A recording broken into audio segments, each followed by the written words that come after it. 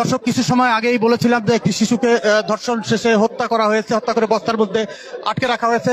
এখন আমরা দেখতে পাচ্ছি যে সেই যার বিরুদ্ধে এই ধর্ষণের অভিযোগ উঠেছিল তার লাশ হয়তো বা পড়ে আছে। সেটি জনতা নিজের হাতেই তার বিচার করে দিল। জনতা, স্থানীয়রা তারা এই ধর্ষণের নৃশংসতা এটা কিন্তু সহ্য করতে পারেনি স্থানীয় মানুষ। শত শত মানুষ তাকে মেরে থেতলে দিয়েছে একেবারে।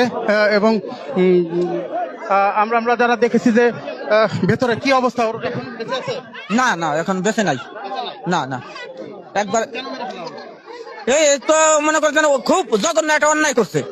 সে মনে করে একটা বাচ্চা শিশু, তার হাতে কোনো হিংসা থাকতে পারে না। এই জানোয়ারটা সেই শিশুটারে এমন ভাবে হত্যা করছে তা পাবলিকে সহ্য করতে পারে নাই। এই কারণে তারে একবারে বিদায় করে দেওয়া হলো। এরকম তো তার কেউ না করে, সেই কাজটা করে দেওয়া হইলো রে। খুবই অন্যায় করছে। হ্যাঁ, খুব অন্যায় করছে। অন্যায় করতে তো সাদা পাইলো, যে অন্যায় করছে এই অন্যায় সে সাদা বলে যাতে করে দেবে মারা ধরা হইলো, যাতে এরকম যাতে কেউ না করে ওর দেয়া সবাই যাতে হেদায়েত হয়ে যায়। হ্যাঁ, এরকম মালিক এরকম শাস্তি হবে। দর্শক, বলছিলাম এই চর নসিপুরের যে ঘটনা, চর নসিপুরে ক্লাস 1-এ পড়ে ছোট্ট একটি শিশু, সেই শিশুটি গতকাল বিকাল থেকে নিখোঁজ হয় এবং নিখোঁজ হওয়ার পর থেকেই প্রতিবেশী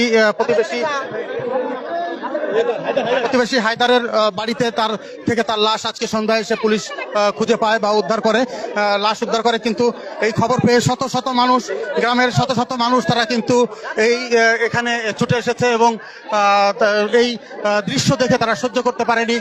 তারা ঘর ভেঙে তারা এই ঘরের মধ্যে প্রবেশ করে এবং যার বিরুদ্ধে এই ধর্ষণ এবং হত্যার অভিযোগ উঠেছিল তাকে নিজের হাতেই স্থানীয় জনতা বেধড়ক পিটিয়েছে এবং বলা হচ্ছে যে এরই মধ্যে মারা গেছে, সেটি জনতা বলছে যে তার, এবং বলছেন যে এটি আসলে তারা ক্ষুব্ধ হয়ে আসলে এই বিচারের যে মব জাস্টিস বা যাই বলি, এই ঘটনাটি ঘটিয়েছে, যাতে কেউ এর ধরনের ঘটনা আর কখনো না ঘটায়, কেউ যাতে এমন ঘটনা আর কখনো না ঘটায়, তাই দৃষ্টান্তমূলক শাস্তি তারা দিয়েছে, এটি দাবি করছেন।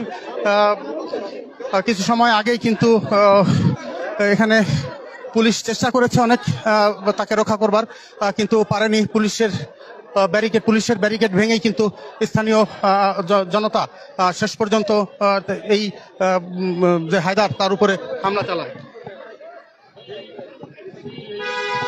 গাছবাড়ি তুলে দিয়ে এই পাশে তুলে দিয়ে ঘাটে এই পাশে 250 বেড তন্ন করে খুঁজছি, তাও পাই নাই।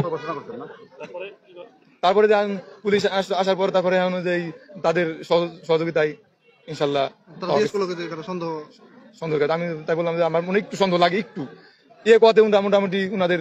তাকে কেন সন্দেহ করলেন আপনারা? তার সন্দেহ করলে সে খালি পিছিয়ে থাকে আর খালি 5 হাত পিছিয়ে থাকে, কোনো কথা বলে না। উনি কি আগে আসবেন? উনি আমার দাদা, উনি আসলে আগে না, যে আসলে মেয়েটা গেল কোথায়, ও তা না ও খালি পিছনে থাকে, খালি পিছনে থাকে। মেয়েটা আপনার কি হয়? আমার মেয়ে। আপনার মেয়ে? হ্যাঁ। ওই হায়দার হচ্ছে আপনার কি হয়? আমার দাদা হয়। আপনার চাচতো দাদা? আপনার দাদা? আমার দাদা। তার মানে মেয়েটা হচ্ছে তাওই হয়।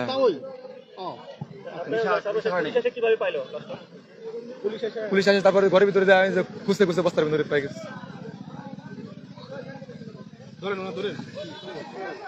আসলে বলার মতো কোন, এটা এমন একটা ঘটনা হৃদয় বিদারক, এটা বলার মতো ঘটনা না।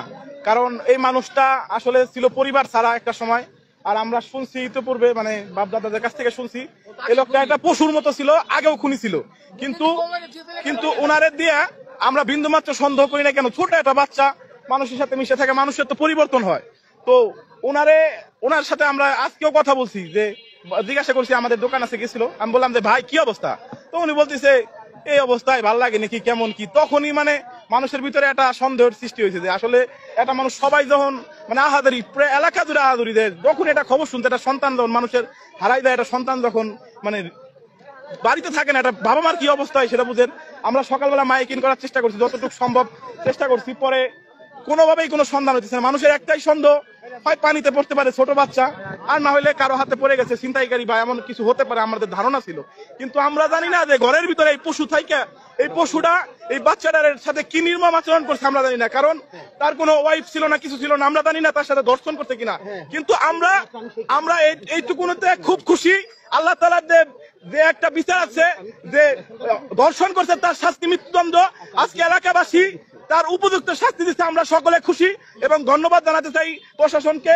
আজকে ওসি মহোদয় তিনি দুপুরের পর থেকে এখানে এসে অভিযান করে, তো অভিযান করার পরে তিনি তিল করে যে লোকটাকে আমরা যে হায়দার মোল্লা যে ভিকটিম তাকে বলে, যে তাকে বলার পরে তার সাথে কথোপকথন বলতে বলতে কথায় কথায় তার সাথে তারা তাদের টিমটা নিয়ে তার ঘরে যায়। আমরা সন্ধ্যার একটু আগে আমরা সকলে যখন কথা বলতেছিলাম, তো তখন হঠাৎ করে রুমের মধ্যে থেকে একটা আওয়াজ চলে আসে যে পাওয়া গেছে। তো এইটাই হলো ঘটনা। উনি অত্যন্ত নিকৃষ্ট মনের মানুষ। একটা মানুষ যে এমন হইতে পারে সেটা ভাষায় প্রকাশ করার মতো না। আমি এই কথা থেকে বলতে চাই যে আপনারা সকলেই যে দৃষ্টান্তমূলক শাস্তিটা দেখলেন, আপনারা সকলে যদি কারো মনে কোনো এরকম নিকারজনক চিন্তা চেতনা থেকে থাকে, আপনারা এগুলা থেকে দূরে আসুন এবং আমরা সকলে যাতে ভালো থাকতে পারি।